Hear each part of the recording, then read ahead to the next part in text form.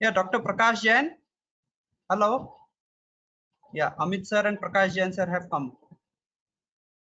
Okay. Hello, Amit sir.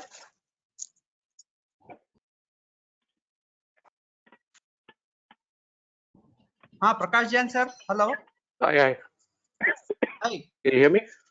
Yeah, we can listen to you. We can hear you. Okay. So we'll just wait for 5 minutes.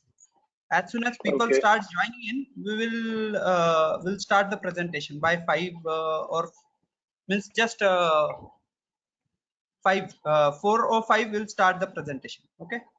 Sure. ठीक है ना. अभी hello Yogesh. हाँ. अभी मेरी आवाज सब लोग सुन रहे हैं ना? एकदम क्लियर. आपकी आवाज, आपका वॉइस और आपका ये पीपीटी का फर्स्ट स्लाइड सब दिख रहा है.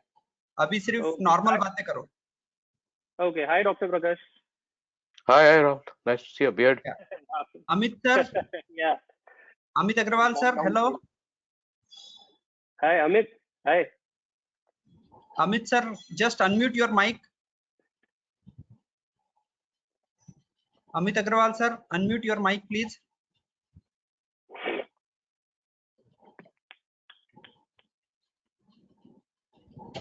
Yeah, Amit sir, hello. Hello, I am audible? Yeah. We are listening to you. Hi Amit. Hello. Sir आपका वेबकैम ऑन कर लीजिए अमित सर. क्या बोले? वेबकैम ऑन मेरा मोबाइल पे मर हाँ, मोबाइल का वो सेल्फी वाला जो कैमरा रहता है वो आता है, उसमें ऑप्शन आता है, उसमें देखिए है क्या? ओके. अरे ऑप्शन एक मिनट.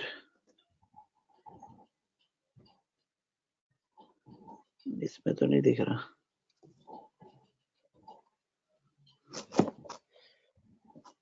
वो कंट्रोल पैनल पे आएगा मेरे ख्याल से. उसमें एक ऑप्शन है वेबकैम का. मोबाइल पे नहीं, अब योगेश बता सकता है, बट ये इस पे मुझे कंट्रोल पैनल पे ऑप्शन दिख रहा है वेबकैम का.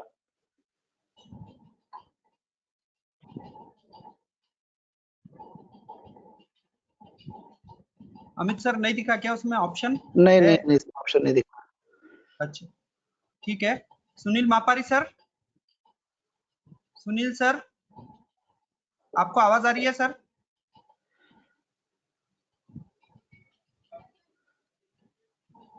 Sunil Mapari sir from Akola is also panelist today. Sunil sir, can you listen to us?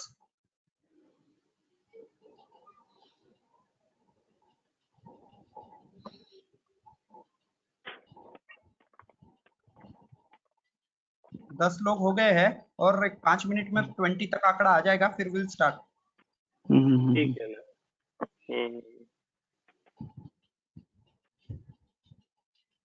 So we have today actually 2 talks. First talk is on liver transplantation. For the talk on liver transplant, we have 2 panelists, Dr. Amit Agrawal sir and Dr. Prakash Jain sir. Once that talk is over, we will have a discussion for around 10 to 15 minutes. After that, Dr. Parag Ingai, a surgical oncologist, is going to deliver his talk on management of oral malignancy. For that, we have Dr. Sunil Mapari and Dr. Gopal Gurjar sir as panelists. And then we will have discussion on that.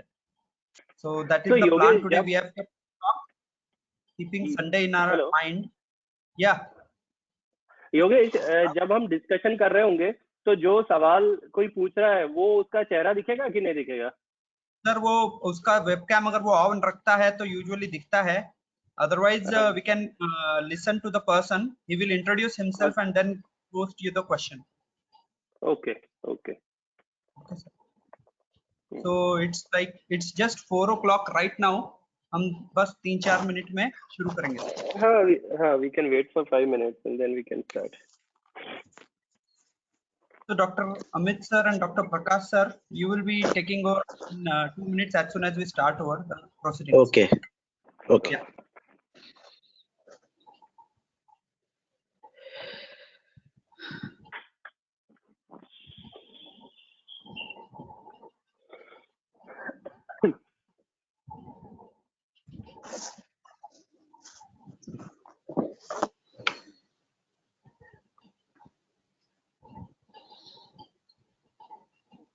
So any comments, Dr. Jain sir or Dr. Amit sir, you want to add on before starting of the session till people join in?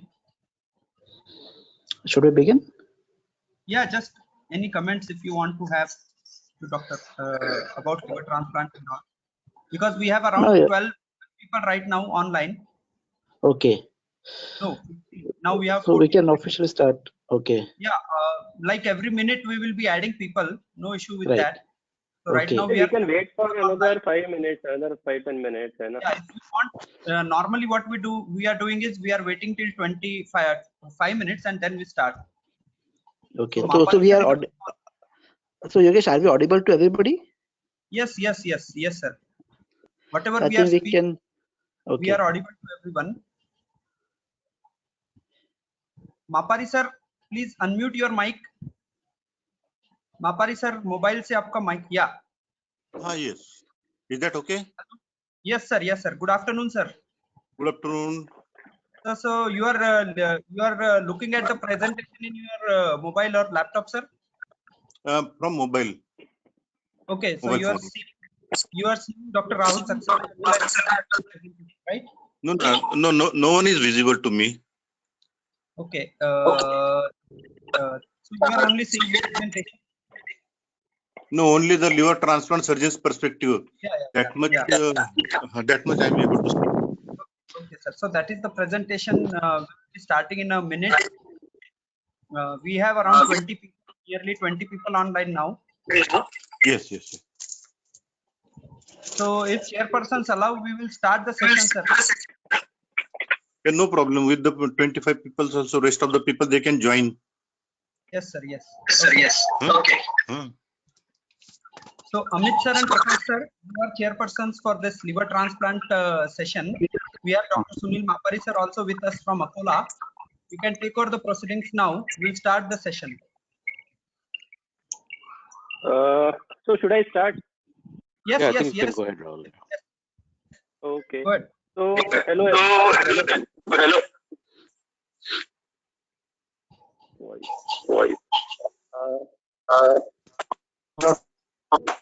Everybody. Rahul, you want to start? Okay. Actually, I'm getting echoes. What? Just a minute, huh?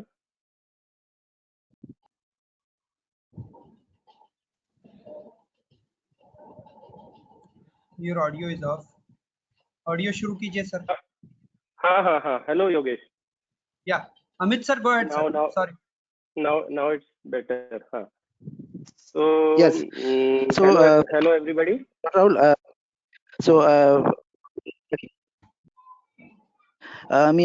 myself, Dr. Amit Agrawal, along with Dr. Prakash Jain, as chairpersons, welcome you all for today's talk on liver transplant surgeon's perspective. So I think Dr. Rahul, you can directly go ahead with the talk. Are you ready now? Yeah. Thank you, Dr. Amit, Hello. and thank you, Prakash. Hello. Can you hear Yeah. me? I think you go ahead, Hello, Rahul, and can you we'll hear take me? questions right at the end so that we don't keep Right. interrupting. But I'm audible, right? Yes. Right. You're audible. Okay. So I'll start with my talk. So we know that the first successful liver transplantation was performed on a pediatric patient, an 18-month-old child. This was done in 1963, and it was the beginning of a very fascinating field. And here, Dr. Thomas Starzl, he was the surgeon who did that operation. He is known as the father of liver transplant.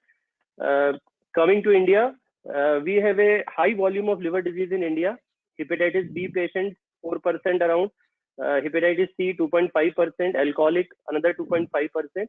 And every year we see around 3 to 4 lakh patients of cirrhosis and around 20,000 patients with liver cancer. Every year, around 2 lakh of these people, they die of liver disease. And India's annual liver transplant requirement is around 25,000, but we manage only 1,000. 70% of these liver transplants, they are taken care by a live donor. 30% are dependent on cadaveric donations. 0.08% as organ donors per million population, and we are a big number. So coming to cirrhosis is a disease. Excuse me, am I audible or is there a echo in my voice? Sir, you are audible, sir. Go ahead. Totally clear. Clearly, huh? Clear, na? Yes. Okay, thank you. So cirrhosis is a disease in which healthy liver tissue is replaced with scar tissue. We all know about this. The cirrhotic liver loses its capacity to regrow or regenerate, and this is a progressive disease. And most common cause that we see in our practice is alcohol, viral infections, hepatitis B, hepatitis C, non-alcoholic steatohepatitis, commonly called as NASH. Then certain inherited conditions such as cystic fibrosis, glycogen storage disorders, hemochromatosis, and the most common cause seen in children is extrahepatic biliary atresia. Now, this slide I have included because we are in the lockdown phase for coronavirus and we all are getting overweight. So non-alcoholic fatty liver disease is the buildup of extra fat in the liver cells, not usually caused by alcohol. And the extension of the disease is non-alcoholic steatohepatitis, which is characterized by liver inflammation. Now this NASH, it can progress to cirrhosis and it can progress to liver failure. And there is a very high chance of progression to cancer, 30% of patients. So as I said, this is linked to obesity, to the metabolic syndrome, diabetes, type 1, type 2 diabetes, hypothyroidism, hypopituitarism, sleep apnea with polycystic ovarian disease. Now coming to cirrhosis, there is no treatment for cirrhosis. It is a progressive disease, as I said, leads to decompensation, and liver transplant is then the only curative option. But then all patients with cirrhosis do not qualify for transplant. Only those patients who are decompensated, they are an indication for liver transplant. Now the decompensations, they may be characterized as persistent jaundice, refractory ascites, hepatorenal syndrome, hepatic encephalopathy, refractory upper GI bleed. As we see, as a patient of cirrhosis changes from compensated to decompensated, his survival decreases. A 1 year survival of a decompensated cirrhosis is just 61%. 2 year survival is in the range of 50 to 55%. So decompensation is an ominous sign, and it is an indication for liver transplantation. A patient who has ascites, intractable ascites, bears a 1 year mortality of around 45%. With hepatic encephalopathy, mortality is very high, up to 75%. With hepatorenal syndrome, it's around 75%. With recurrent GI bleeds, 15% in first episode and around 50% with more than 3 episodes. In comparison, we see that survival rates after transplant is very high, around 85 to 90% at 1 year and 70% at 5 years. So how is the severity of liver disease assessed? So there are particular scores: model for end-stage liver disease, MELD system, the CTP score, the pediatric end-stage liver disease score. Now these are used to assess the severity of liver disease. So coming to MELD, MELD is a combination of bilirubin, INR, and creatinine. As we can see here, a MELD less than 19 carries a mortality, 1 year mortality rate of 27%, whereas a MELD between 20 to 30, 75% mortality, and more than 40-100% mortality within 1 year. So very high, high MELDers are at high risk of dying from cirrhosis. Coming to CTP score, again we can see as the CTP score rises, the mortality rises. So a 1 year survival of child C cirrhotic patient is just 45%. 2 year is again less, around 40%.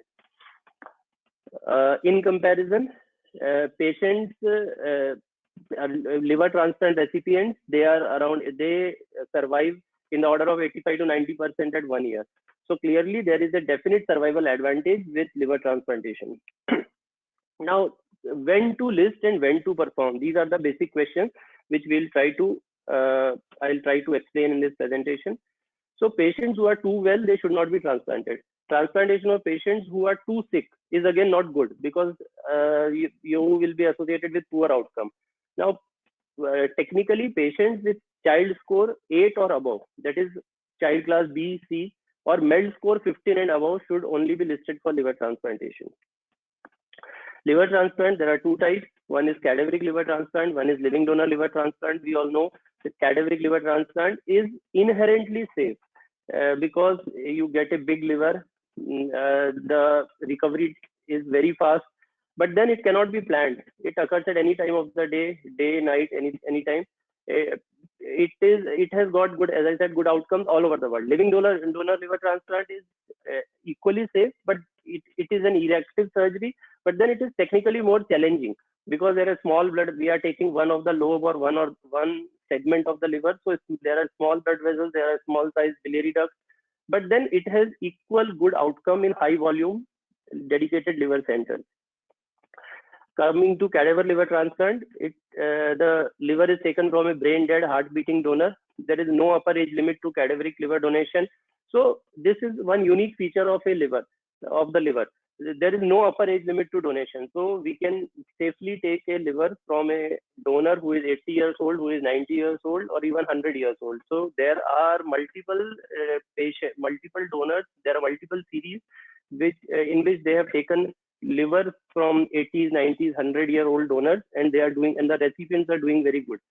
So we know compatible or same blood group is required, and slightly deranged liver function tests are no contraindication. So it is said that we all know that in sepsis the liver function tests also get deranged, and when that liver gets a good environment, a good human body, then it starts functioning. So slightly deranged liver function tests are definitely no contraindication. Whole of the donor liver is taken out, usually transplanted as a whole into an adult recipient, but then in good times, a single liver can be divided and it can be transplanted as right lobe, left lobe graft in two recipients, one adult, one child. So these are some photographs. I hope you all can see these. So this is a cirrhotic liver after hepatectomy. This is the abdominal condition after hepatectomy. We can see there is a right hepatic vein, middle left hepatic vein at the top, and the portal vein shunted to IVC in the bottom. This is a donor liver. So we get such huge liver, full liver, and then these livers, they are to be kept in organ preservative solutions. So these are two organ preservative solutions that we use, custodiol and Belzer solution. Liver is usually taken out with all the fat and with all the tissues attached to it, and then it is prepared on the bench. So these are the photographs in which we are removing all the fat, all the miscellaneous tissue, and then this is the clean liver which will be then transplanted. So again, this is the benching part. You find out wherever the leak is there, you find out all these things, and then you anastomose. So this is the anastomosis between the IVC of the recipient liver and IVC of the donor. IVC of the donor liver and the IVC of the recipient. This is a portoportal anastomosis. Sometimes we get to see portal vein thrombus also, and then we have to take out that thrombus and then do the anastomosis. Now this is how a good liver appears after perfusion. So you can see that it is pink, supple. Now this is after arterial anastomosis. So when to reject cadaver livers? Cadaver livers are rejected if the fat content in them is very high, more than 60%, that is macrovesicular fat, or if they are not perfused in a good sense, then if there is severe trauma to the donor liver, or if there are malignancies and they are refused. Now coming to live donor liver transplant. Now the basis of live donor liver transplant is that a normal liver has immense reserve. So a healthy person like many of us require only 30% of the total liver volume for day-to-day functioning. And then it has a tremendous regenerative potential. So when after surgery, after we take out a lobe, right lobe or left lobe, the liver starts regenerating within 12 hours of surgery. And this whole regenerative process, it gets completed within 6 to 8 weeks. So live donation is allowed only between related individuals. Unrelated or directed donation is not allowed. The donor age should be between 18 to 55 years for better results. same compatible blood group, and the classic feature is that HLA matching is not required. So for pancreas, for kidney, HLA matching is required, but for liver is a big organ. It gets all the supply from the portal venous system, so it is immunologically more tolerable. So HLA matching is not required. Now the graft weight, for living donor graft, the liver, the part of liver that you take out, it should be at least 0.8% of the recipient's weight in kg, and the remnant liver should be at least 30% that is left in the donor. Most of the transplants all over the world are done from right lobe. That is adult transplant. For children, we use left lobe or left lateral segment. This is the segmental anatomy as described by Quinart. And as I said, most of the right liver lobes are used. Mostly right liver lobe is used, which consists of segment 5, 6, 7, 8. For pediatric recipients, left liver lobe, segment 2, 3, 4 is used. But then if the children are less than 5 years of age, then only segment 2, 3. If they are still smaller, then mono segments can also be used. But these are very technically challenging operations. They are risky operations, and they should be done only in high volume centers who are doing liver transplants regularly. So this is how we calculate the liver volume. This is the volumetry. We do a CT triphasic scan, and then we calculate the volume of the right lobe, the volume of the left lobe. This is again the anatomical characteristics that we look. We see the right hepatic artery, bifurcations, branches. We see the portal venous systems. Any inferior accessory veins are there or not. So these are some operative pictures. You can see we have identified the right hepatic artery as well as the right portal vein. Now we have marked the line of transaction. This is the transaction that is going on. And this is how right lobe is separated and taken out. Again, it is benched. We connect all the inferior, the right hepatic vein, the inferior veins. This is the transplanted right liver lobe. So you can see this is the end stage of the operation. The arterial anastomosis, right arterial anastomosis, and this is the remnant. So this is what I was talking about. At least 30% of the liver should be left behind in the donor for normal day-to-day functioning. Now this will start regenerating within 12 hours. And this, suppose you do a CT scan after 1 or 2 months, then you will see that this small segment, left lobe, has grown in size. It has hypertrophied to the required volume that that particular donor requires. And bile production is usually seen on the table. You can see at the tip of the yellow arrow, you can see bile coming out. So liver starts producing bile on the table. Living donor liver surgery is pretty safe. In fact, I always tell my patients that this surgery is more safer than the normal cesarean section. The mortality is just 0.03%. In a normal cesarean section, the mortality is 0.5%. So morbidity is just 10%. No blood transfusions. Average length of stay is 5 days. Donor go back to work after 15 days. Liver regenerates. I told you, no regular follow-up is required. Now, for a follow-up of the recipient, average hospital stay is 10 to 15 days. They are started on immunosuppressive medications, cyclosporin, tacrolimus, mycophenolate. Now these medications, they are given so that the immune system of the body is depressed. So naturally there are chances of new infections, and so the recipient has to be particularly cautious for at least first 3 to 6 months. And now first 3 months, there will be frequent tests. There will be 5 to 7 medicines that are to be taken every day. But then after 1 year, only 2 medicines are required. Living donor, no medicines. Now there are certain contraindications for liver transplant: severe cardiopulmonary disease, extrahepatic malignancy, malignant thrombosis, or complete portomesenteric thrombosis, active sepsis, active alcohol abuse. These patients, they should not be transplanted. So liver transplant has now become standardized with excellent 1 and 5 year survival rate. We can see this is the SRTR data from 2015. We can see that the success rate, 1 year survival is around 90%, 90 to 95%, and 5 year survival is around 80%. Now this is the best thing that a cirrhotic patient can get. Without this, he is going to die within these 5 years. Now, in short, liver transplant for hepatocellular carcinoma. Yes, now liver transplant is a established treatment modality for cancers, liver cancers. So there is a Milan criteria in which they say that the best prognosis will be for patients with single nodule less than 5 centimeter size or up to 3 nodules less than 3 centimeter size without macrovascular invasion. And with this, 1 year survival will be around 80%, 5 year survival will be 70%. We all know that suppose that those patients, they are not transplanted, they will be dead within next 1 to 2 years. We can see the survival, overall survival around 70% after 5 years. And in comparison to resection, for the same tumor, less than 2 centimeters stage 1 tumor, if we resect it or if we transplant for it, you can see that the recurrence-free survival, the overall survival is definitely good or better, much better with the transplant. Now coming to liver transplant for hilar cholangiocarcinoma, we all see lot of hilar cholangiocarcinoma in our practice.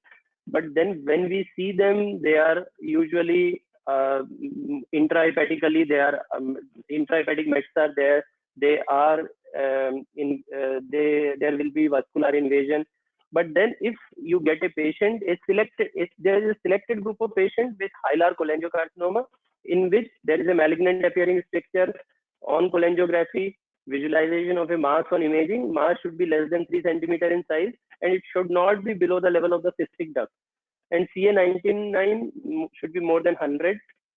In these patients, no intrahepatic, extrahepatic metastasis, no lymph nodes. If lymph nodes, then they should be negative on biopsy.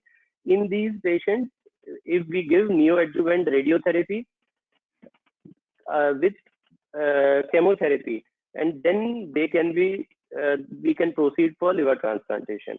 And with this, this is known as the Mayo protocol. With this protocol, 1 year and 5 year survival rate for these hilar cholangiocarcinoma patients is around 91% and 76%. 5 year recurrence-free survival is around 60%. This is very good. We all know that these patients, they, without any treatment, just with chemotherapy or radiotherapy, they don't survive even for 6 to 8 months. Coming to liver transplantation for metastasis. So colorectal metastasis confined to liver or neuro, these patients, they may be candidate for liver transplantation if we know the primary has been controlled, it has been resected, there has been R0 resection, then we can go for liver transplant in these patients. Neuroendocrine liver mets is again a important class in which liver transplantation is now a standard option. So low grade neuroendocrine tumors which are drained by portal venous system. So esophageal and rectal NETs are not included basically. All other NETs are included, the pancreatic, the small bowel, the gastric. So complete resection of primary NET, unresectable liver disease involving both lobes, and stable disease for 6 months. So these patients, they can go for liver transplantation. And again, you can see 1 year survival is 98%, 3 years 65%, and 5 years 60%. But then there will be tumor recurrence. But then I think this is this is good basically. Thank you everyone. Thank you for this patient listening. And if you have any questions, thank you. Rahul, this is Amit Agrawal. Hello. Hi Amit. Rahul, thank you for such a nice. Hello Amit. Thank you for such a nice, crisp presentation. Rahul, we all know that we have witnessed a tremendous surge in number of liver transplantation cases in last decade.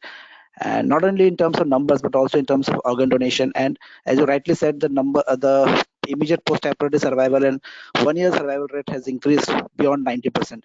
So I find 3 important factors which determines the success of liver transplantation. One being the indication or the pre-transplant condition of the patient. Second being the operative or the surgical expertise, and third being the post-operative management of such patients. So out of these 3, if I want you to place them in order of their importance, so which would you like to place it first, second, third position?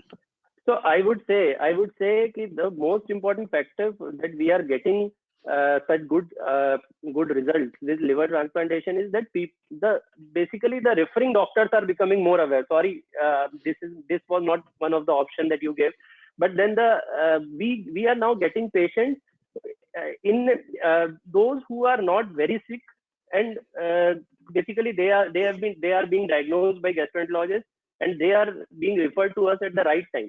So as the disease progresses, as the patient becomes more sick, the results fall.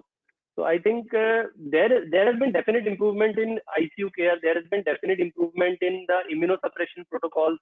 But I think the proper referral, the proper timing of the referral is the most important, I think. Right. So it's very, I very think- important the pre sorry, Dr. Prakash. So it's very important to note that the pre-transplant condition of the patient is extremely important. If you transplant the patient at an early stage, the outcome is good. Over to you, Dr. Prakash. Yeah, thanks, Rahul. That was a comprehensive explanation of all the things that we do. Just adding to what Dr. Amit was saying, I think what we are seeing now is because transplantation is essentially being standardized in terms of technique, in terms of selection criteria, and also in terms of the post-operative and intraoperative care that is being given. Almost everybody is doing the same thing in terms of fluids, in terms of inotropic supports, transfusions. It's like, you know, the cardiothoracic CABG, where everything is known beforehand. And I think that has really contributed to overall good outcomes at multiple centers. I mean, most of the data is now reproducible.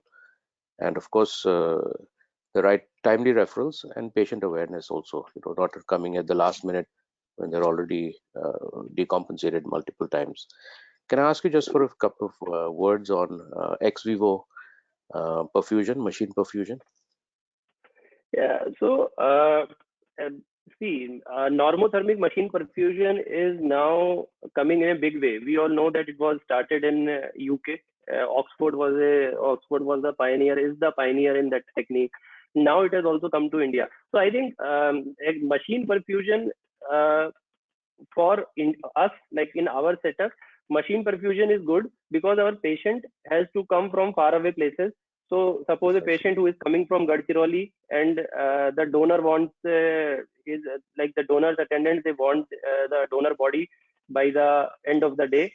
So the advantage with machine perfusion will be I can take out the liver, I can put it on machine, and till the time the patient comes, I can, like, the liver will not be wasted. Actually, it will be used.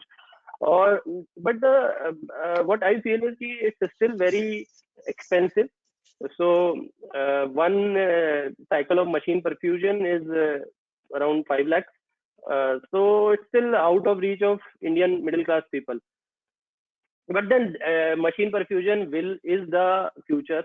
So maybe next 5 years, next 10 years, when as the cost decreases, as new machines come up, I think that is the future, and everybody will have to adapt it.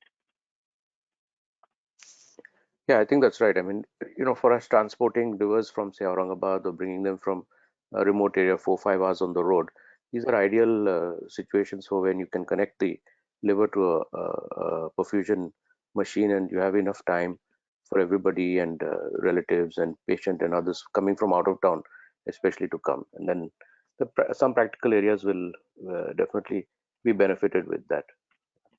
Right.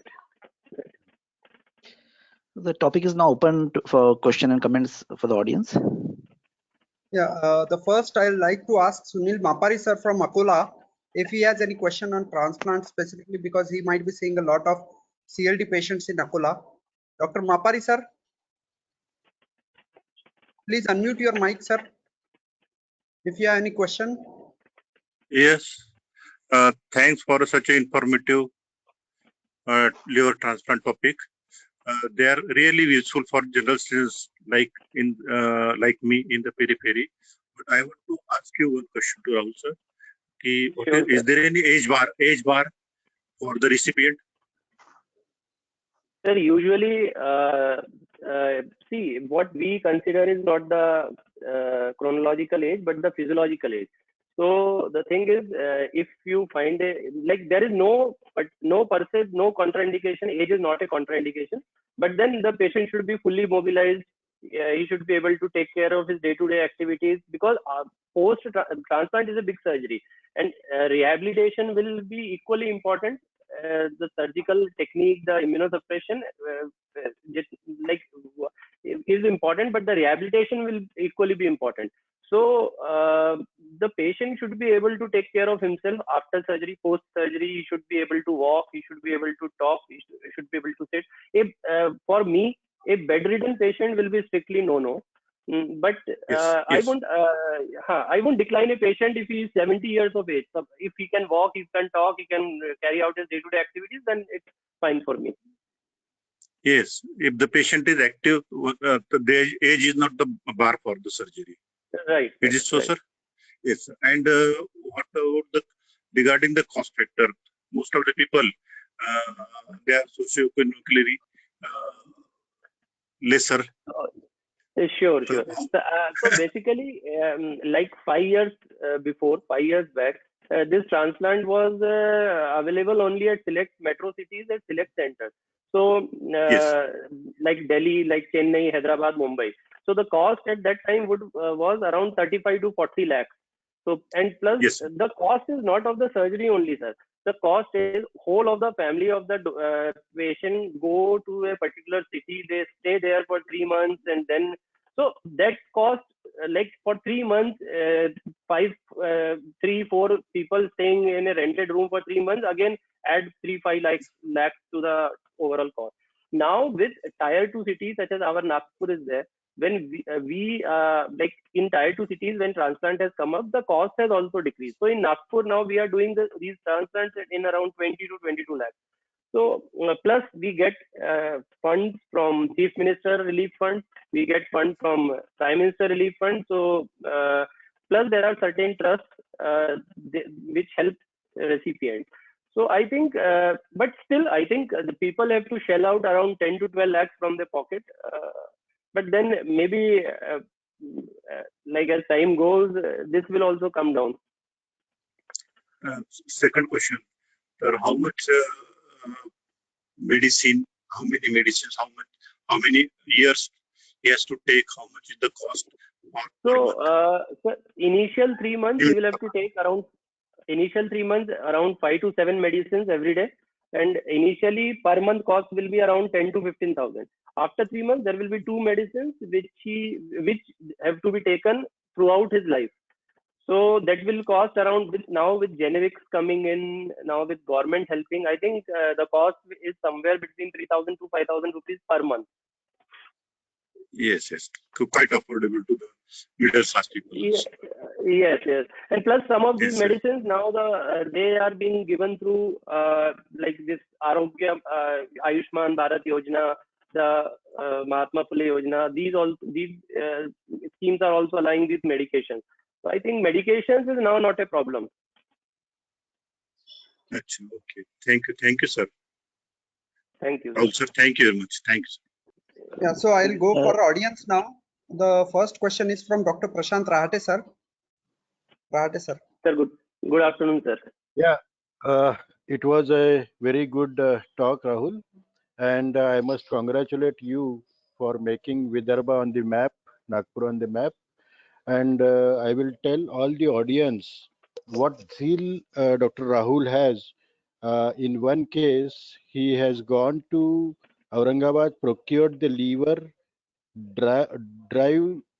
he drove the vehicle on his own, came back to Nagpur, and then did a transplant here in Nagpur. So that was a great zeal, and he is doing it for every case. I should congratulate you. Nice thing. Thank you. Sir, you have any question? No. Okay. So next question is from Dr. Dhananjay Kane, sir. Dhananjay, sir, I am unmuting your mic. Please go ahead. Yeah, Kane, sir. Kane, sir, you are online. He has actually posted the question in the questions pane. His question is, what is the criteria for preparing wait list? Is hepatocellular carcinoma last on priority? No, so this is a very important question. Sir, the wait list is made according to the blood group of the patient. So currently we don't like in India we don't wait list patients on the basis of severity. So whoever has registered first is on the top of the list. Whoever registers second is second on the list, and so on. Now, cancer patients get a special preference. So, as I told you, we calculate MELD score. So, MELD score for patients, cirrhotic patients, cancer patients, they have another score which is called tumor MELD score. So, for every time, for every there are certain criteria, so they get extra points, extra MELD points, so that their MELD score increases and they can compete with the normal, the other cirrhotic patients. So they definitely get a preference. The cancer patients, they definitely get a preference. Thanks, Rahul. One more thing. Just Prashant mentioned that you drove to Aurangabad to fetch the liver, donor liver. Please don't do that in future. As you know, the airline pilot is not supposed to drive from his home to airport. Same thing goes to you. Sure, sir. Sure, I'll take care of that. Thank you, Dhananjay sir. The next question is from Dr. Avinash Telgote. Dr. Avinash, go ahead. Please ask your question. Dr. Avinash Telgote, you are online. So he's not there right now. Dr. Ashok Gajbia sir, go ahead and ask your question. Hello, Rahul. Sir. Sir. Good afternoon. Good afternoon, sir. Sir, nice presentation. I want to ask one question. Sir. What is the legality of the general surgeon to perform the right liver transplantation if all the facilities like perfusion and CUSA and all these facilities are available? So, sir, there is no, as such, there is no degree for, like, there is no MCH degree or nothing as such for, before you can you can start performing a transplant. But the government mandates that anyone who wants to do a transplant, he should have a 3-year experience. So 3-year experience, he should be a fellow, he should have done some fellowship, or he should be he should have been at a center which routinely performs liver transplant. So a 3-year experience certificate is required, but no degree. And like all the top shot liver transplant surgeons in India are all general surgeons. Very few of them are, some of them have done MCH-GA surgery, but then it is not mandatory actually. Okay. Thank you. For 3 years. Okay. Yeah. Thank you, sir. Yeah, Abhinav Deshpande has a question. Dr. Abhinav, go ahead. Rahul sir, wonderful presentation. Thank you for explaining such a difficult topic in such a lucid language. Sir, I would like to ask that in routine practice, do we use Milan criteria or do we use a UCSF expanded criteria for hepatocellular carcinoma, sir? So Milan will give you the best result. So any single tumor less than 5 centimeters, 3 tumors, total less than 8, like the Milan criteria will give you the best result. But then now it has been seen there are multiple papers that suppose you go beyond Milan and you go to UCSF. So the results are equally good with UCSF also. So with Milan, what we get is around 85% survival at 1 year, around 75% survival at 5 years. With UCSF, we get around 80% survival at 1 year, around 60% survival at 5 years. So most of the big transplant centers, they are now going beyond Milan, beyond, even people are doing transplants for beyond UCSF also. So, so what should be the maximum cutoff in terms of a single lesion of the liver, which you would kind of prefer, up to what centimeters, sir? So I will still prefer around 8 centimeters, the UCSF criteria. But then people are doing transplants for bigger lesions also. They are doing some they are giving some loco-regional therapies like TACE, and something of that sort, and then they like bridge it with liver transplant. So people are going for beyond UCSF also. Thank you, sir. Thank you. Thanks, Abhinav. Thank you, Abhinav. So there is one more question in the question pane by Dr. Giriraj Gajendra. His question is role of liver transplant in Child-Pugh C patient in case of hepatocellular carcinoma and cirrhosis. Of course, cirrhosis will be their Child-Pugh C. So Child-Pugh C with HCC, role of liver transplant in that patient. So in that patient, the role of LT will be determined by the size of the HCC or the characters of the HCC. So Child-Pugh C patient will need a transplant, but then whether that cancer allows him will need to be determined, like what is the size of the tumor, whether there is any macrovascular invasion, distant metastasis. If everything is in order, like he is within Milan, within UCSF, then that patient will be a candidate for liver transplant. Thank you, sir. Any concluding comments from our panelists? All the questions are done. Amit sir and Prakash sir. Thank you, Yogesh. Thank you, Rahul, for such a nice presentation, nice question answer session.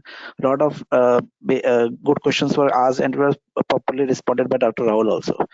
So thank you all. Thanks for this opportunity, Dr. Prakash. And Yeah, I think if I can just add one sentence about the HCCs.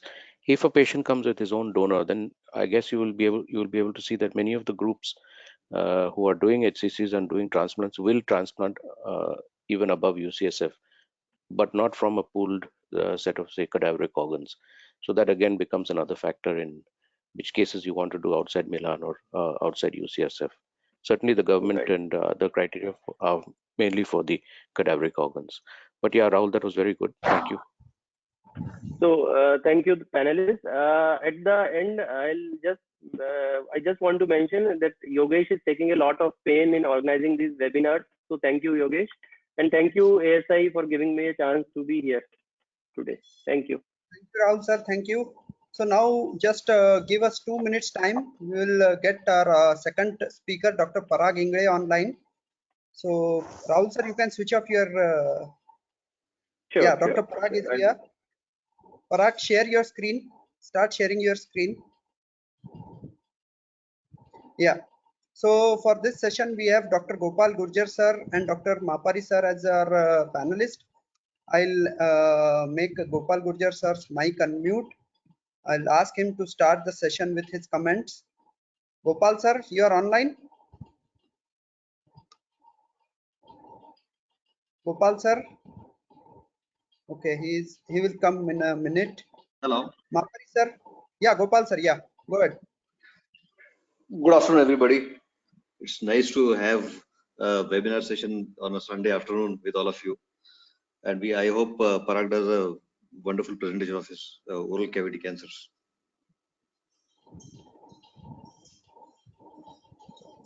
Yeah, Parag, start.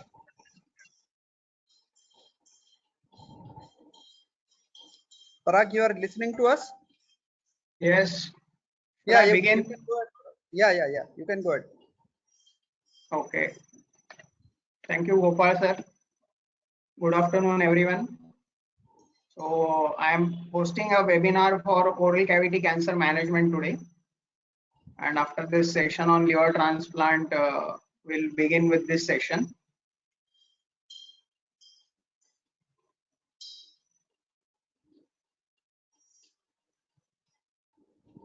So before beginning with the management of oral cavity cancer, I think we should first look at the anatomy of oral cavity. Basically, oral cavity has around 8 subsites and we should know them. These are the lip, buccal mucosa, upper alveolus, lower alveolus, or the oral tongue that is anterior to the circumvallate papilla, then the floor of mouth and the hard palate, and retromolar trigone, which is the area behind the third molar, which lies anterior to the coronoid process of the mandible. So this is a diagram showing the subsides of oral cavity. The oral tongue basically is anterior to the circumvallate papillae, and part of tongue behind the circumvallate papillae is the base of tongue, and it is part of the oropharynx.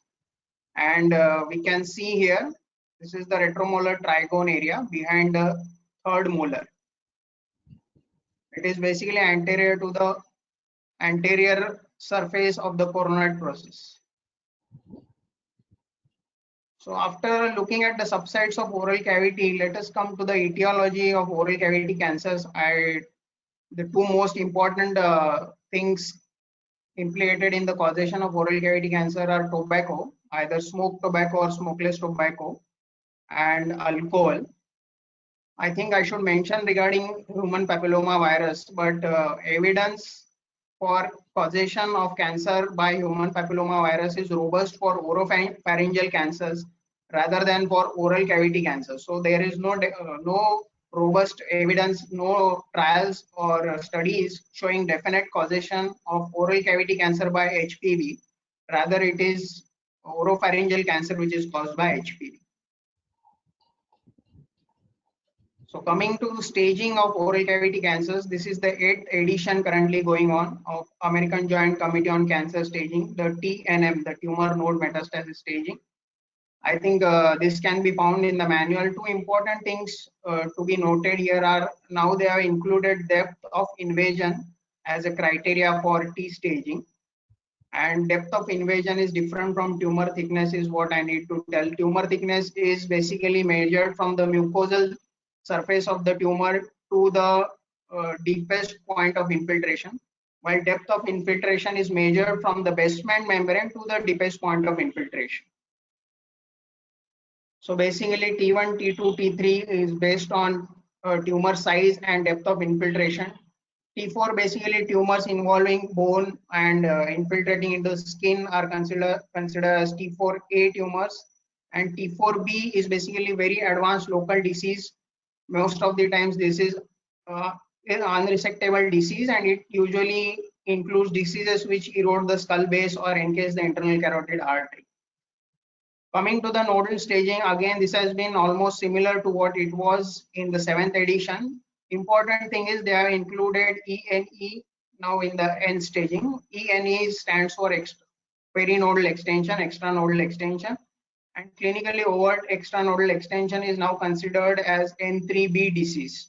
So what is clinically overt extranodal extension? If there is a node in the neck which is showing imminent fungation or has fungated, it is clinically overt extranodal extension. Or if it has infiltrated into the platysma muscle, which can be made out clinically, it would be N3B disease. So what exactly is the importance of TNM staging? So TNM staging helps in prognostication. It helps in uniformity in the reporting cases and their prognosis, especially helpful while doing clinical trials. And it's also useful in determining the adjuvant therapy for the patient.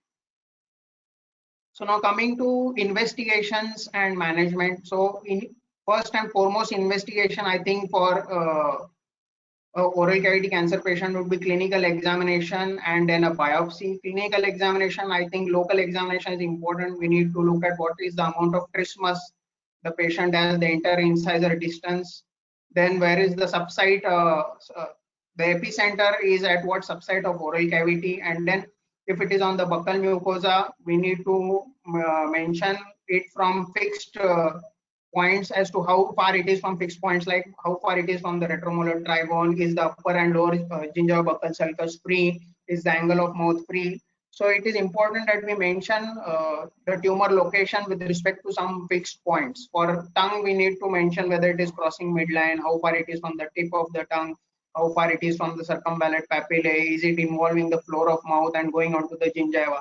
So all these things need to come into the clinical examination. Another thing important is we need to see are there any enlarged neck nodes which are firm in consistency and what levels of neck nodes are involved.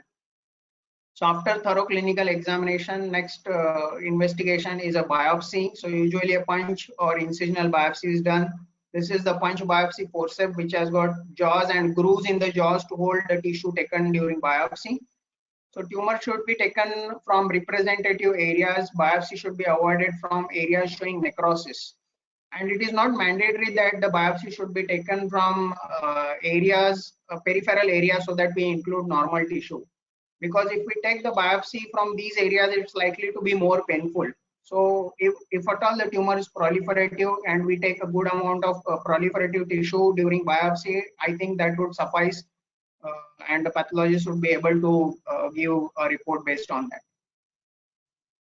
So after biopsy, we come to imaging investigation. So biopsy is important. Biopsy establishes the diagnosis, and for oral cavity malignancies, the most common histology is squamous cell carcinoma, and that is what has been discussed in this PowerPoint presentation.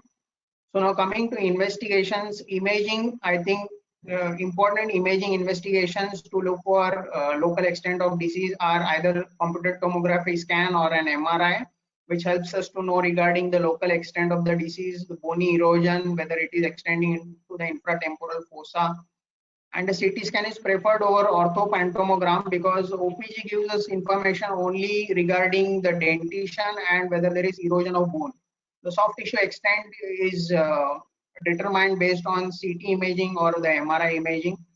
And OPG is not good, especially for anterior mandibular tumors, because there is overlap of the cervical vertebrae and there is no good visualization with OPG, especially for mandibular arch tumors or lower alveolar tumors. And MRI is the preferred modality, especially for tongue and floor of mouth lesions, to know the soft tissue extent into the muscles of the tongue and extension into the oropharynx or the parapharyngeal space is also made out well with MRI. So I got few images of CT scans and MRIs to help you understand how it is, how to read a CT for oral cavity cancer. So important is a puff cheek technique for of CT scan. Puff cheek technique helps us to, basically the patient is asked to blow while his lips are closed so that the buccal mucosal surfaces do not abut the gingival surfaces, and we can be able to make out the primary lesion. So here, without puff cheek, in this image we can see there is thickening of the mucosal thickening is seen here, but we feel it is abutting the mandible. But with puff cheek technique we are able to know that it is not abutting the mandible and it is localized to the buccal mucosa. So similarly, in this image there is a left buccal mucosa primary, but this image basically is showing its extension into the pterygoid muscles here and also into the ramus of the mandible and eroding the bone here. So these things are basically to be looked for into the CT scan. If there is bone erosion, it straight away makes it a T4 disease, and we need to see whether the pterygoid muscles are involved. So during dissection we have to be careful. These two are the vessels seen here, the artery and the vein, jugular vein and the carotid artery. This is a bone window and a sagittal image of a buccal mucosa and lower gingival primary, showing infiltrating into the bone right up to the inferior alveolar nerve canal. So basically this infiltration seen on bone window is helpful to let us know that if it is almost reaching the inferior alveolar canal, marginal mandibulectomy would not be possible in this patient. And we'll be able to also determine the amount of segment of mandible to be removed along with this primary. Again, this is a coronal image of left buccal mucosa tumor showing paramandibular disease, basically helping us to know that a marginal mandibulectomy would be contraindicated. I'll come to the details of mandibulectomy, marginal and segmental in subsequent slides. We can also see the tumor almost reaching up to the skin here, and so this skin also needs to be excised along with the tumor to achieve adequate margins. Now coming to MRI images, MRI especially used for tongue and floor of mouth lesions. So this is a MRI showing a tongue lesion. This whole of the tongue is almost replaced with the tumor. Important thing to note here is the tumor is extending into the base of tongue here, and this identification on MRI is important because we need to assess whether we will be able to get a posterior adequate margin for the tongue tumor. So here, if at all we get few millimeters of margin, it will be just anterior to the epiglottis, and it's likely to be a very major and morbid resection. And anteriorly also it is infiltrating into the intrinsic muscles of the tongue. Again, this is a coronal image of tongue cancer. Anterior tongue is involved and it is abutting the mandibular arch medially, and this base of tongue and epiglottis seems to be free. Again, this is a coronal image of MRI for tongue cancer. This is the enhancing lesion seen here. The asterisk is denoting the lesion. These are the sublingual glands, and this is the mylohyoid muscle. So basically it is infiltrating only the intrinsic muscles, and I think the extrinsic muscles are free, like the genioglossus and styloglossus are free. So this is how MRI and CT scan helps us in knowing the soft tissue extent. Now to another investigations of importance are PET scan and examination under anesthesia. So PET scan, there are a few specific indications for PET scan in oral cavity cancer, especially in post-treatment scenarios to know whether there is residual disease. We need to do PET scan, especially if the patient has received definitive chemoradiotherapy for some oral cavity cancers or oropharyngeal primaries. We need to do a PET CT scan to assess residual disease. If the patient has presented with recurrent oral cavity cancer, we need to do a PET CT scan, especially to look for distant metastasis, because recurrent disease, there is a probability of distant metastasis. And few people advocate doing PET CT in patients who are likely to have advanced malignancy, who have got enlarged neck nodes in lower neck levels like level 4 and level 5, or there are multiple neck nodes. The disease burden is high. In those patients, PET CT scan can be done to assess for distant metastasis. Now coming to examination under anesthesia. Examination under anesthesia is especially helpful in cases of tongue cancer to map out the posterior extent of disease, because if the whole of anterior tongue is involved and the patient is having pain during examination, we won't be able to assess the posterior extent of the disease properly. And and also its mobility with respect to the mandible. These things can be assessed very well on examination under anesthesia, and especially useful for tongue cancer patients, and also in patients who have got trismus and they do not have a good interincisor distance and good mouth opening is not there for proper examination of the primary lesion, then examination under anesthesia can be done. So after discussing all these investigations, we have done a biopsy to establish the diagnosis. Let's come to the treatment part for oral cavity cancer. We all know there are 3 modalities for treating cancer, basically surgery, radiotherapy, and systemic therapy, which involves chemotherapy or immunotherapy. So surgery has been the mainstay of treatment for oral cavity cancers for a long period of time. Advantages of surgery for oral cavity cancer is it's a definitive treatment, helps us to know the pathological staging and helps us to prognosticate well, and also helps us, the pathology report will help us determine what kind of adjuvant therapy the patient needs. So coming to why surgery is preferred over radiotherapy as a single modality. For early oral cavity cancer, the patient can be offered either surgery or radiotherapy in most of the situations, but still surgery is preferred over radiotherapy in the following situations, especially if the patient has submucous fibrosis, because trismus is likely to be aggravated with radiotherapy. If the oral cavity lesion is close to the mandibular bone, again surgery is preferred, because high doses of radiation delivered to this primary would likely result in osteoradionecrosis. Young patients, especially surgery would be preferred, because some early oral cavity cancers, once operated in young patients, they may not require any adjuvant therapy, and when they have a subsequent second primary development, again surgery can be offered to them, but delivering re-irradiation is difficult in such situations. Now, what are the principles of oral cavity cancer resection? I would read out those. Adequately expose all tumor margins before approaching the tumor. Third dimension should be taken carefully into account before excision. So looking at this figure shows a tumor into the tongue, which is extending along the floor of mouth onto the lower alveolus.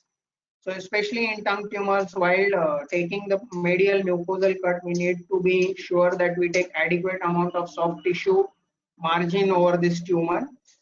And this is the third dimension, basically we should carefully take into account.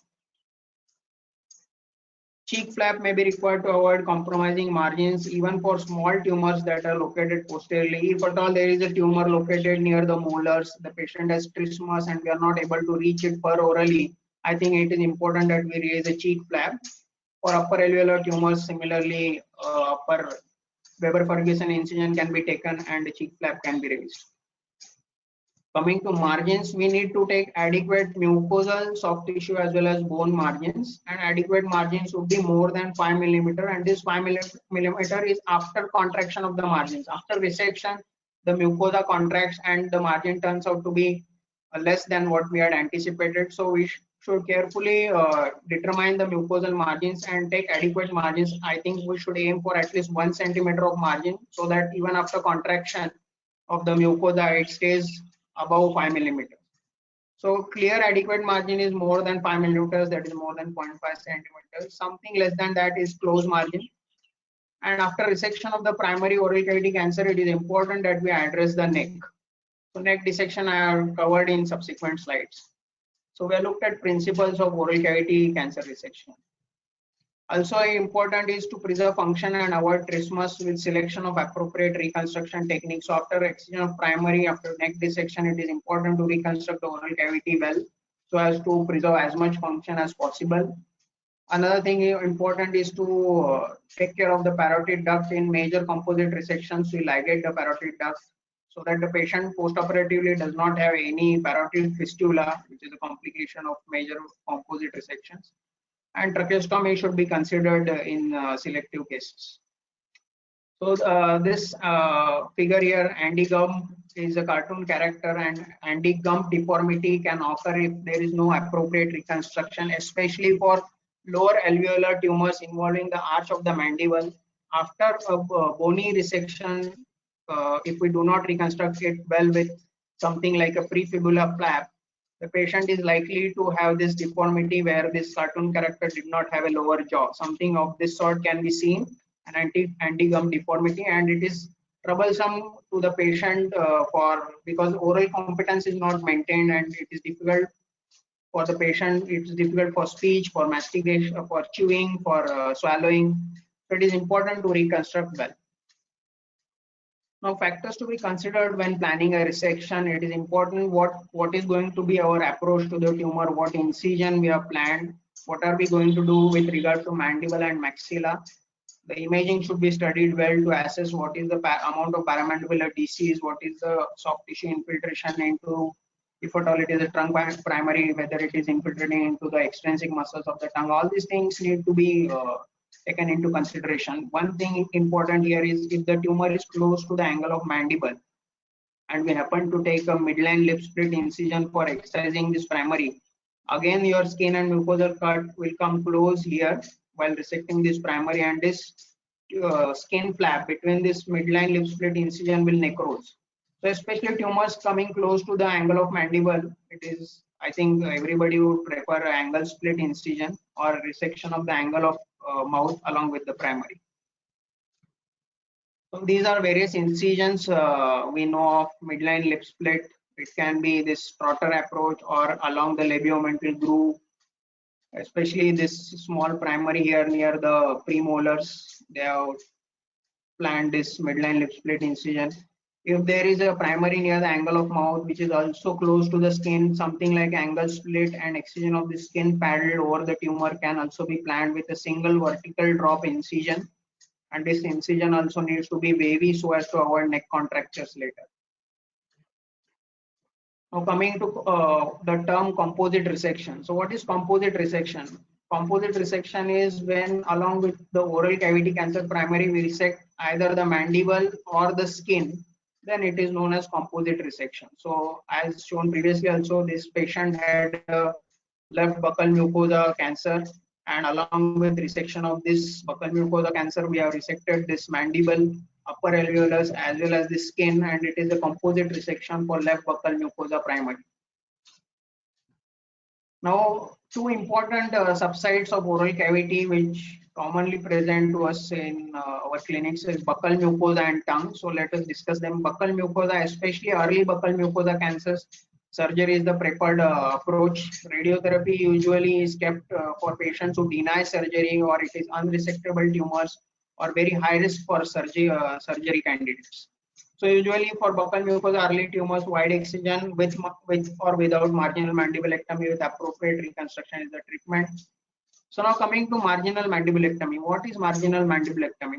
Marginal mandibulectomy is removal of part of mandible to achieve adequate margins while resecting a oral cavity cancer, especially when tumor is close to the mandible. To achieve an adequate margin of more than 5 millimeters, we may need to do a marginal mandibulectomy. Or if there is a limited superficial bony erosion or the tumor is adherent to the periosteum without significant paramandibular disease, I think marginal mandibulectomy can be done. As shown in this figure here, there is a small primary in the lower gingival buccal sulcus, And to achieve adequate medial margin, I think the marginal mandibulectomy will help us achieve adequate margin while resecting this primary. Now coming to types of marginal mandibulectomy, this mandible here shows what is a marginal mandibulectomy. So when we do a marginal mandibulectomy, it is important that we preserve around 1 centimeter of the lower rim of the mandible so that we preserve the contour and maintain the oral competence for this patient. So marginal mandibulectomy can be a lingual plate, that is a vertical marginal mandibulectomy, not done frequently. It is usually either a horizontal or an oblique marginal mandibulectomy, which is usually done. It can be done for lower gingivobuccal primaries, or it can be done for floor of mouth and tongue lesions which are close to the mandible. The defect of the marginal mandibulectomy should be boat shaped so as to avoid stress fractures of the mandible. Now coming to advanced buccal mucosa primary, usually a composite resection is required and then adjuvant therapy, either radiotherapy or chemoradiation is required. Now coming to indications for segmental mandibulectomy. So tumors grossly infiltrating into the mandible, definitely they need a segmental mandibulectomy. If the patient has received prior radiotherapy, it is advisable that we do a mandibulectomy rather than a marginal mandibulectomy because of risk of osteoradionecrosis and further complications. Edentulous mandible, there would be decrease in the height of the mandible and we won't be able to preserve around 1 centimeter rim of mandible to do a marginal mandibulectomy. And in scenarios like this where there is gross paramandibular disease, if we try to do a marginal mandible here, I don't think we'll be able to achieve an adequate bony and soft tissue margin while resecting the primary. So significant paramandibular disease, I think segmental mandibulectomy is what needs to be done. So no marginal mandibulectomy when there is paramandibular disease or edentulous mandible and height of mandible is less. Now coming to tongue tumors, like for buccal mucosa tumors, early tongue tumors also most of the time surgery with or without marginal mandibulectomy can be offered. And advanced tongue tumors, composite resection usually may be required for advanced tongue tumors and with appropriate reconstruction followed by adjuvant therapy. So looking at tongue cancers, here is an example of lateral border of tongue lesion extending onto the floor of mouth close to the mandible. And for this dotted line here shows for appropriate resection because of deep extent also along the mandible. This patient required a tongue composite resection, excision, wide extension of the tongue along with segmental mandibulectomy to achieve adequate margins around this tumor. Now, after we have excised the oral cavity primary, it is important that we address the neck, and neck dissection is an important part of oral cavity cancer surgery. I have tried to enlisted the types of neck dissection. So basically, what is comprehensive neck dissection? Comprehensive neck dissection is neck dissection in which from level 1 up to level 5, all lymph nodes are cleared. So these are types of comprehensive neck dissection: radical neck dissection, extended radical neck dissection, and modified radical neck dissection. So radical neck dissection basically involves removal of 1 to 5 neck nodes. Along with that, all these 3 important structures, that is internal jugular vein, the sternocleidomastoid, and the spinal accessory nerve, are also excised along with the lymph nodes. Extended radical neck dissection is when lymph node levels beyond 1 to 5 or any other structure apart from these 3, that is jugular vein, sternocleidomastoid, and spinal accessory is excised, then it is called as extended radical neck dissection. And modified radical neck dissection basically there is when we preserve either of these structures which are important for good function of function, basically spinal accessory nerve, sternocleidomastoid, and IJV. And what is functional neck dissection? When all these 3 structures are preserved, that is modified radical neck dissection type 3, it is a functional neck dissection. And for clinically node negative neck, we do a selective neck dissection. It is either from level 1 to 3 or level 1 to 4, which is known as selective neck dissection. Only selected levels of neck nodes are excised. Usually neck nodes from 1 to 3 are excised for buccal mucosa primary. So these are the levels of neck. just for sort of revision, submental lymph nodes is level 1A, submandibular is 1B. Something above the level of hyoid bone up to the skull base is 2, and it is divided into 2B and 2A by the spinal accessory nerve. Above posterior superior is level 2B, anterior inferior is 2A. From the level of hyoid up to the cricoid, or where the omoid crosses the IJV, is level 3, and below that up to the clavicle is level 4. Level 5 is behind the posterior border of sternocleidomastoid and anterior to the trapezius muscle is level 5, divided into phi A and phi B by the omoid posterior belly. Now coming to patients who do not have enlarged neck nodes, clinically node negative patients, what should be the policy? Whether we should do a elective neck dissection while resecting the primary tumor, or we should do a therapeutic neck dissection when the patient presents with neck nodes. So important here is elective neck dissection has shown a survival benefit for patients, especially of tongue cancers and buccal mucosa tumors with depth of infiltration more than 3 millimeters. In this trial, landmark trial, it has been shown to improve overall survival and disease-free survival. Hence, even if it is clinically node negative, for especially in Indian scenarios, almost everybody would advocate at least a selective neck dissection while excising the oral cavity cancer primary. After excision and neck dissection, I think reconstruction is important, and the objectives for reconstruction basically are to achieve a primary healing, maintain oral competence, facilitate swallowing, prevent aspiration, preserve speech and cosmesis. So basically try to improve functions and achieve good cosmesis, and good healing is important. So for mucosal defects, usually primary closure, small mucosal defects, primary closure or split thickness skin grafting can be done. Full thickness defects, we have local flaps, regional flaps, distant flaps, and pre-flaps. So in few subsequent slides, I have tried to include few cases and pictures of cases where we can discuss this reconstruction. So important flaps, I think here, small defects, nasolabial flap usually is helpful. For lip defects, these flaps are helpful for, and these pedicle flaps, that is pectoralis major myocutaneous flap or deltopectoral flap, are usually helpful, where facilities or expertise for free vascular reconstruction, macrovascular reconstruction are not available. And these basically are the workhorse for reconstruction for oral cavity cancer dissections. So I have a case here of left buccal mucosa cancer, which showing imminent fungation and paramandibular disease, enlarged level 1B nodes. So she required a left buccal mucosa composite resection along with a comprehensive neck dissection and reconstruction. And this is the post-op bed. This is the closer photograph showing she required a mandibulectomy along with upper alveolectomy and a comprehensive neck dissection, clearing from level 1 to level 5.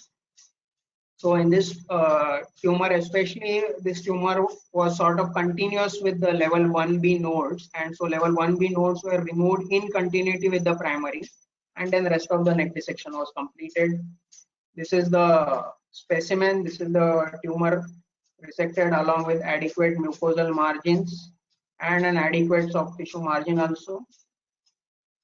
This is what amount of skin had to be excised. Why this has to be excised, I think this will help us know. If there is a tumor along this mucosal aspect infiltrating into the tumor tissue, this is the cheek skin. If at all we try to preserve the skin and go in this plane of dissection, I think this margin, deep tissue margin, is likely to be compromised. Hence, an adequate amount of skin needs to be excised along with the buccal mucosa primary to achieve adequate margins and avoid recurrences. Elective tracheostomy was done for this patient because this patient required a bilateral neck dissection. Now, this bilateral neck dissection was done because this patient had an enlarged level 1B nodes during dissection. So enlarged level 1B as well as 1A nodes, that is submental nodes were enlarged. So I did a selective neck dissection on the opposite side. Such a huge primary, huge resection, bilateral neck dissection, I did a tracheostomy. Usually tracheostomy. Whenever in doubt, I think it is beneficial to do a tracheostomy. It is beneficial for the patient as well as for us. And the patient can be weaned off from the tracheostomy later during recovery. And the defect was reconstructed with the anterolateral thigh flap, huge defect, mucosal as well as skin defect. This is the partial inset of the flap. And this is the complete picture after completion of the surgery. This defect, this ALT flap basically has helped us to reconstruct the outer cheek skin as well as the inner mucosal defect. Angle of mouth had been excised, but later a commissuroplasty will help us to gain good oral competence, which would be a secondary procedure after she completes adjuvant therapy. Similarly, we have an image of bed after segmental mandibulectomy for carcinoma right lower alveolus. Segmental mandibulectomy has been done. This is the anterior bony cut, this is the posterior bony cut, and a supraomoid neck dissection, selective neck dissection has been done. This is the specimen, small primary here near the molars, but was infiltrating into the bone, hence a segmental mandibulectomy was done. And I think we should touch upon this flap, which is important for reconstruction, especially when facilities for microvascular reconstruction are not available. That is the pectoralis major myocutaneous flap. It can be a single paddle or a bipaddle if there are outer skin, cheek skin defects. So basically, skin over the chest is harvested, and it is based on the pectoral artery, which is a branch of the thoracoacromial artery. Now coming to criteria for inoperability, basically primary tumor factors which denote inoperability are extensive infratemporal fossa involvement, or if there is primary reaching up to the skull base, or if there is extensive soft tissue involvement above the zygoma or up to the level of hyoid. I think deep tissue margin, adequate deep tissue margin is not possible to achieve in such cases, and a tumor is deemed inoperable. And for nodal factors, fixed nodes or nodes infiltrating into carotid artery or into the prevertebral muscles, indicating the nodes are infiltrating up to the brachial plexus, then these cases are considered inoperable. So this was basically regarding surgery for oral cavity cancers, and let's touch upon adjuvant therapy. I think these indications are pretty clear now. Adjuvant radiotherapy, especially advanced primary T3, T4 tumors or high-grade tumors with adverse histological features, I think adjuvant radiotherapy is important. All lymph node positive cases, adjuvant radiotherapy is important. And chemoradiotherapy, I think there are only two specific indications for adjuvant chemoradiotherapy, that is positive margins after a resection or nodes showing perinodal extension. So this was in short about management of oral cavity cancers, especially squamous cell carcinomas.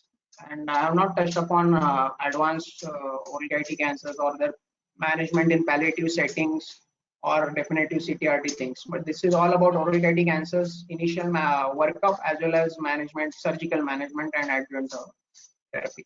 Thank you.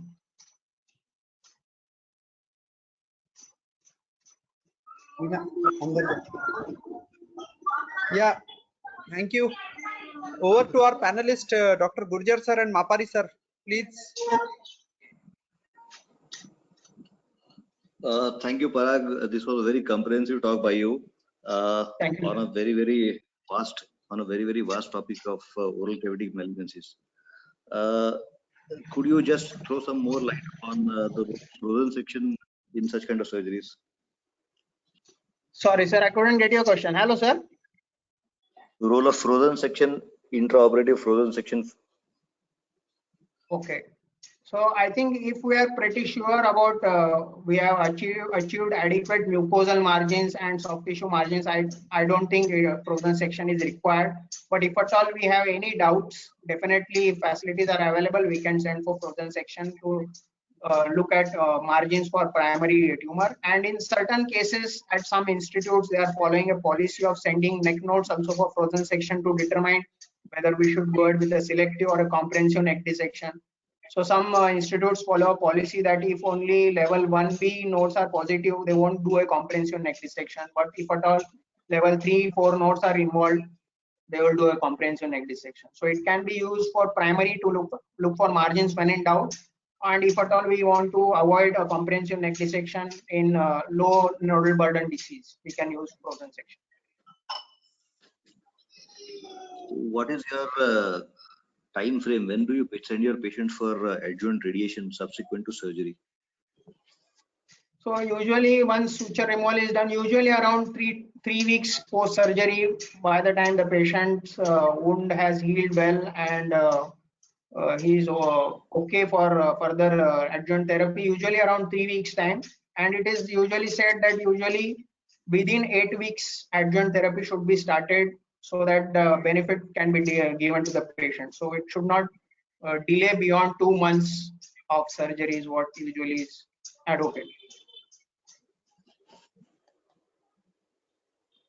So during this adjuvant radiation, how is the patient maintained for his alimentation? Would you prefer continuing with the RISE tube, or you advocate early removal of RISE tube and oral feeds to be started early, depending upon what kind of reconstruction you have? I usually prefer to remove the RISE tube, and if at all during adjuvant radiation or adjuvant chemoradiation, if at all the patient's weight starts losing, is unable to take adequately, then we reinsert a RISE tube. But usually I prefer to remove it before initiation. If at all he is not able to take orally, or if at all during adjuvant therapy he develops complications like oral ulcerations and decreased oral intake, we reinsert a RISE tube. Thank you, Parag, for a very elaborate talk on oral cavity cancers. If the audience has got any questions, they may proceed. Thank you. Yeah. Sunil Mapari, sir, if you have any question? Our panelist Sunil Mapari, sir, please go ahead. His mic is muted. Yes. No questions. Very elaborative topic and very vast subject he has covered in a short period. One question I would like to ask: in the patient of the trismus or severe oral submucous fibrosis, this is a usually extensive disease. It is bilateral. If the patient develops growth on the one side, then is it to approach the or do the radical dissection in the patient? So if the patient has got severe trismus, and if at all, basically the imaging in cases of trismus, the imaging will let us know the extent of the disease properly. In certain scenarios, especially when the examination is not optimal, PET CT scan also will help us know the extent of the disease. And in such cases, I think before surgery, people tend to open up the trismus by cutting open the fibrotic bands, and especially coronoidectomy along with excision of the buccal mucosa primary will help relieve the trismus to some amount in these patients. But definitely these patients, even after surgery, are bound to have some amount of trismus, and radiotherapy may complicate things, and they need to follow a good physiotherapy session. Jaw opening exercises needs to be done very well for these patients. And after radical dissection, if the patient has got the recurrence, then mode of therapy? So if the patient has recurrence, and after investigations we know he does not have distant metastasis, and if the primary seems to be resectable, I think we can go ahead with a repeat surgery along with a contralateral neck dissection and an appropriate reconstruction for these patients, because usually oral cavity cancers after resection, they usually have received adjuvant radiotherapy, and if they develop recurrences within a time frame of around 2 to 3 years, which is the usual time period, I think re-irradiation is usually not feasible in these cases. So if at all it is operable, I think we should go ahead with surgery. If at all it is not operable or a patient refuses surgery, then chemotherapy is the only option. Palliative chemotherapy, if at all that also cannot be tolerated, then oral metronomic therapy can be given. Is there any of the radiotherapy in the residual disease in these such cases? Sorry, I couldn't get your question, sir. Hello. Is there any role of radiotherapy in residual unresectable tumors? Yes, sir. If the tumor is unresectable, then patient definitely goes for radiotherapy, definitive chemoradiotherapy. It is definitely in certain cases, though it is unresectable, we can achieve good responses with definitive chemoradiotherapy. if at all we are not able to completely sterilize the primary with chemoradiotherapy, I think it will help in reducing his symptoms, palliating his symptoms, especially of pain, fungation. These things can be taken care of with chemoradiotherapy.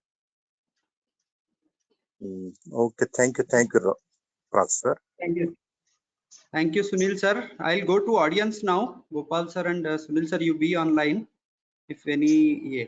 So first question is from Dr. Ravindra Telkar sir. Ravindra sir, you are available. Ravindra sir, please unmute your mic. Ravindra sir, yeah. Hello. Hello. Hello. Yes, sir. Yogesh, am I audible? Yes, sir. Yes, sir. Parag, excellent demonstration, excellent presentation, very nice clarification of all the things right from basic to advanced. I would like to ask you one question. In as you have said, the tumor having T1N0N0 disease, either the tongue or lateral bottom tongue or the buccal mucosa, do you always prefer radical neck dissection on that side, ipsilateral? Ipsilateral neck dissection for tongue and buccal mucosa primaries is what you're asking, sir? T1N0N0. T1N0 tumors for neck dissection. Yeah. Yes, sir. I usually go for selective supraomoid neck dissection for even T1 primaries, especially if the imaging is showing that the tumor thickness is likely to be more than around 3-4 millimeters. I think that trial has answered the question that an elective neck dissection is helpful, because if we tend to follow wait and watch policy, what has been seen that patients usually present with the advanced nodal recurrences. Advanced nodal recurrences in the sense irresectable nodal recurrences or nodal recurrences with perinodal extension. And then the prognosis becomes poor, and surgery required at that time is likely to be more extensive. This is where the tumor size is more than 4 centimeter, no? But tumor thickness, size... sir. Tumor thickness. Okay. The depth of infiltration, I am saying, sir. And for a tumor less than 2 centimeter or thickness less than 2 centimeter, would you prefer to go for surgery or primary radiotherapy as a organ sparing modality? Sir, usually even for smaller oral cavity primaries, I think surgery would be a preferred approach, because if at all patients do have field cancerization and recurrences, again surgery can be offered to them. And usually it is a one-time procedure. A pathological diagnosis and staging is available, and appropriate determination of adjuvant therapy can be decided on the pathological report. I think I would almost always advocate surgery. Only patients refusing surgery or high risk for surgery, I think a definitive chemoradiotherapy can be offered. Here in this case, you prefer only excision of biopsy, wide local excision, less than 2 centimeter involvement. 2 centimeter tumor? You would prefer to go for yes, please. Even for early oral cavity cancer, sir, I think I would do a selective neck dissection. Even for small tumors less than 2 centimeter, usually they are going to have a significant amount of depth of infiltration, more than usually 3 millimeters. I think it is, I would go ahead with a selective neck dissection, even for small tumors. Okay. Okay, bye. Thank you. Thank you so much. So next question is from Dr. Rajendra Singh Arora sir. Rajendra sir, please go ahead with your question. Unmute your mic and ask the question, sir. Thank you, Yogesh. And Dr. Padak, you have done very good, given very good demonstration of the oral disease. I want to know what is your approach towards 2B nodes in selective node dissection in T1, T2 lesions with N0 nodes. T1, T2 lesions with clinically N0 neck. Yes, yes. Sir, I would go ahead with selective neck dissection, even for T1, T2 tumors, especially most commonly we see tongue or buccal mucosa. I would go with the selective neck dissection. Yeah, we are also going for the selective node. I am asking about 2B nodes. What is your 2B experience nodes. with 2B node? Yes.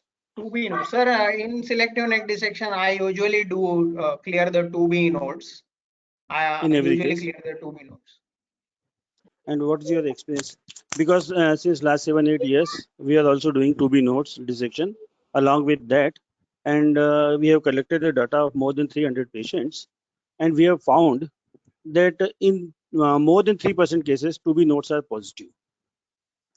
But one factor is, common factor is, it is positive only when the 2A nodes are positive. So we can recommend the patients, if they are having 2B nodes grossly on dissection, we see during operation, if we see that the 2A nodes are enlarged or seems to be metastatic, then we can add 2B nodes.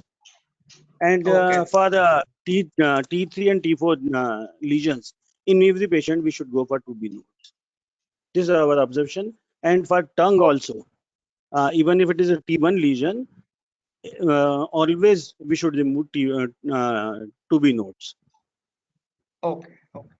So, sir, do you send level 2A nodes for frozen, or clinically you determine whether to do 2B or not? Clinical we are seeing, we are not doing frozen because it is not available in our center. We have to send this specimen to PDMC when we require it, but it takes a longer time.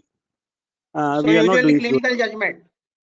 Yeah, on clinical judgment, if they are grossly seems to be involved with perinodal extension, if it is seen like that, if they are meted, enlarged, then we do. But right now we are performing 2B node dissection for every patient, even for T1, T2, and T3, T4. Dr. Telkar has asked whether you should go for T1 lesion, whether you should go for the SOND or not. You have rightly mentioned that elective neck dissection is always better than therapeutic neck dissection. So Yes. we must always go for elective neck dissection, even when the lesion is less than 2 centimeters, or even if it is less than 1 centimeter, we should go for SOND. So Yes, thank you.